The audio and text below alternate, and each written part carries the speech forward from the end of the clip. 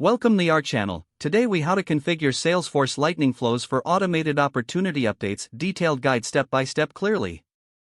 First, log into your Salesforce account. Navigate to the Setup menu located at the top right corner. In the Quick Find box, type Flows and select Flows under Process Automation. Click on the New Flow button to create a new flow. Choose Record Triggered Flow and click Next. Select Opportunity as the object you want to trigger the flow for. Set the trigger to run when a record is created or updated. For filter conditions, specify when you want the flow to run, like when the opportunity stage is changed. Click Done to proceed. Now, drag the Update Records element from the toolbox onto the flow canvas. Click on the Update Records element to configure it. Select Use the opportunity record that triggered the flow. Choose the fields you want to update, such as the estimated close date or custom. Assign new values to these fields, using values from the triggering opportunity or static values. Click Done to finalize the updates. Next, connect the Start node to the Update Records element by dragging the connector. Click on the Save button and provide a name for your flow, like Automated Opportunity Updates.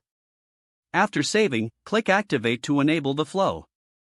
Return to the opportunity page to test your flow.